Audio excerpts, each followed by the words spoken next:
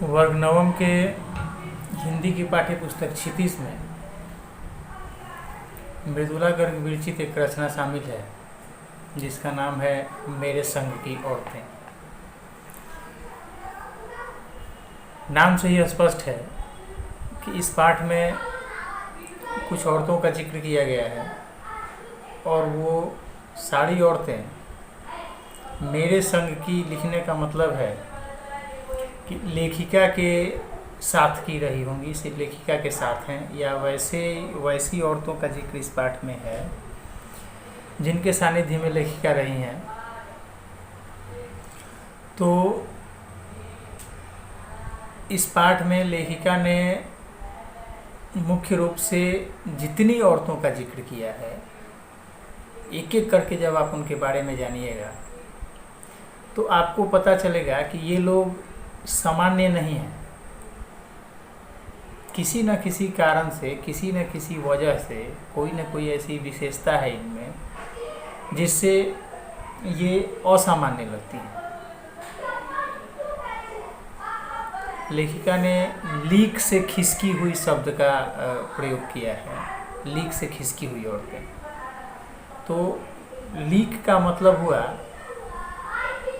कि पारंपरिक रीति रिवाज जो आम तौर पर लोग निभाते हैं, जो हमारी परंपरा है, जो हमारा ट्रेडिशन है, उससे हट करके कुछ करना, उससे इतर, उससे अलग कुछ करना, ये लीक से खिसकना हुआ।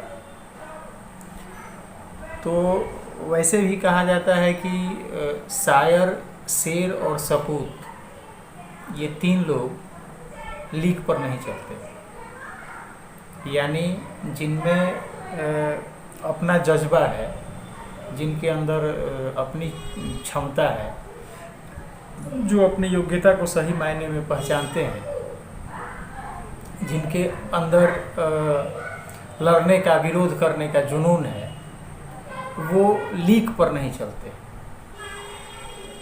जो सब करते हैं उससे कुछ न कुछ अलग करते हैं। अलग करने का मतलब ये नहीं है कि इसको नकारात्मक की तरफ लेकर के मत जाइएगा, इसमें नकारात्मकता कहीं नहीं है। अलग करने का मतलब है कि वो सकारात्मक सोच के साथ कुछ अलग करने की कोशिश करते हैं।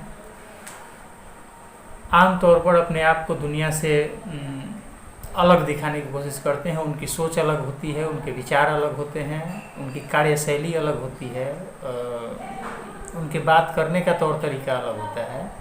तो ये लीक से खिसके हुए लोग या लीक पर नहीं चलने वाले लोग हैं। तो लेखिका ने इस पाठ में उनके साथ जितनी महिलाएं, जिन जिन महिलाओं का जिक्र किया है, वो सारी की सारी महिलाएं लीक से हट के चलने वाली थी। वैसी परंपराएं जो कहीं ना कहीं हमारे लिए दम घोटू हैं, कहीं ना कहीं उससे हमको परेशानी है, और चूँकि सामाजिक परंपरा है इसलिए उसको निभा रहे हैं। तो उन परंपराओं को ये लोग नहीं मानने वाले थे, उनसे अलग चलने वाले थे। तो सबसे पहले प्रमुख रूप से जो जिस महिला का जिक्र आया है इस पाठ में, वो है लेखिका की नानी। थोड़ा देर पहले हमने कहा कि इस पाठ में ऐसी महिलाओं का जिक्र है जिनके सानिध्य में लेखिका रही हैं। तो आपको बता दें कि लेखिका अपनी नानी के सानिध्य में नहीं रही। लेखिका को उनकी नानी जो हैं, उनकी स्मृतियों में नानी की कहानी इन्होंने अपने परिवार में अन्य लोगों से सुनी है। तो सबसे पहले इन्होंने अपनी नानी का वर्णन किया है, अपनी नानी के संबंध में बताया है कि उनकी नानी जो थी वह एक पारंपरिक औरत थी, अपने पति की हर बात को मानती थी। नानी अनपढ़ थी, पति पढ़े लिखे थे, बैरिस्टर थे, कैम्ब्रिज विश्वविद्यालय से अंग्रेजी पढ़ा था उन्होंने। पति सूट बूट टाई पहनने वाले थे, अंग्रेज़ों के साथ रहने वाले थे, अंग्रेज़ों के फरमावदार थे, और नानी जो थी वो खादी की साड़ी पहनने वाली थी। नानी ने कभी अपने पति की यानी लेखिका के नाना की बातों में कभी कोई दखल अंदाजी नहीं की, और नाना भी नानी की ज़िंदगी में, उनकी निजी ज़िंदगी में दखल नहीं देते थे। अलग अलग विचारधारा के होने के बावजूद भी दोनों का दाम्पत्य जीवन सुखद था, सही तरीके से चल रहा था।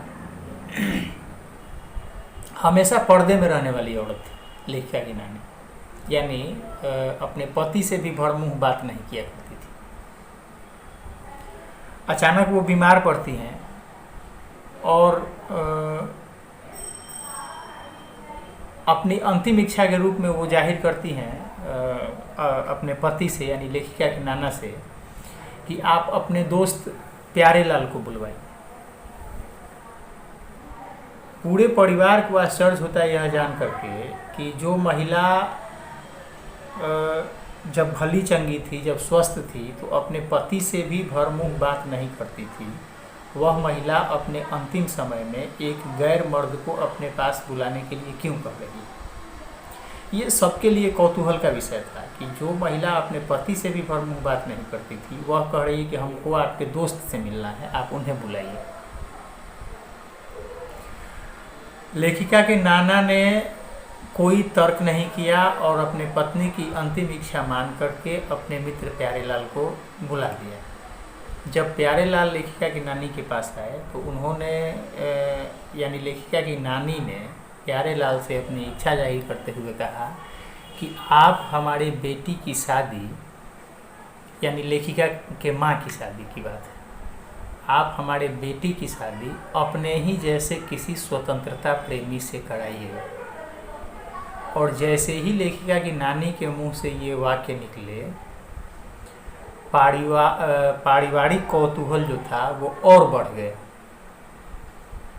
आप सोचिए कि पति जो है वो अंग्रेज़ों के आगे पीछे करने वाला है, पति अंग्रेज़ों का फरमावदार है, लेकिन पत्नी कह रही है एक स्वतंत्रता प्रेमी को बुला करके कि आप मेरे बेटी की शादी अपने जैसे किसी स्वतंत्रता प्रेमी से या स्वतंत्रता सेनानी से कराइएगा।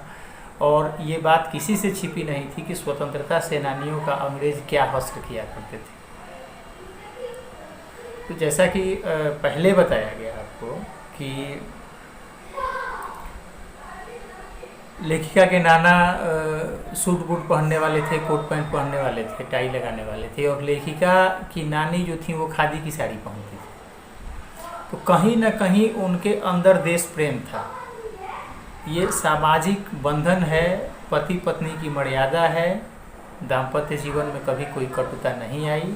लेकिन जहाँ तक निजी विचारधारा की बात है तो पति की विचारधारा यदि अंग्रेज़ों से मिलती है तो वो उनकी अपनी बात है, और पत्नी की विचारधारा यदि महात्मा गांधी से मिलती है तो ये उनकी अपनी बात है। कभी पति ने पत्नी को ये नहीं कहा कि तुम अंग्रेज़ों का पक्ष लो, और कभी पत्नी ने पति को इसलिए बाध्य नहीं किया कि आप अंग्रेज़ों का साथ छोड़ दीजिए। लेकिन अपनी अंतिम इच्छा जो उन्होंने अपने पति के दोस्त से जाहिर की वो ये थी कि मेरे बेटी की शादी जो होनी चाहिए वह किसी स्वतंत्रता सेनानी से, किसी स्वतंत्रता प्रेमी से होनी चाहिए। तो यहाँ एक बात स्पष्ट रूप से द्रष्टव्य होती है, एक बात स्पष्ट रूप से साधारण लोगों के भी समझ में आ जाती है कि आज़ादी की लड़ाई जो थी, अंग्रेज़ों से आज़ादी लेने की जो बात थी, उसमें सिर्फ पुरुषों का सहयोग नहीं था। उस पवित्र यज्ञ में महिलाएं भी कहीं ना कहीं अपनी आहुति देती थीं और अपने तरीके से देती थीं। हर महिला की एक ख्वाहिश होती है कि उसकी बेटी की शादी किसी अच्छे घर में हो, किसी कमाने खाने वाले लड़के से हो, हमारी बेटी जहाँ जाए वहाँ सुख करे, सुख से रहे। लेकिन ये कैसी माँ है जो ये चाहती है कि नहीं, हमारी बेटी की शादी स्वतंत्रता प्रेमी से हो, और स्वतंत्रता प्रेमी से शादी होने का मतलब क्या है ये किसी से छिपा नहीं है, और इसको बताने की भी जहाँ तक मैं समझता हूँ बहुत अधिक आवश्यकता नहीं है। स्वतंत्रता, आपने कैदी और कोकिला कविता पढ़ी है। कैदी और कोकिला में आपने देखा है, आपने जाना है कि स्वतंत्रता मांगने वालों का, स्वतंत्रता चाहने वालों का क्या हश्र होता था।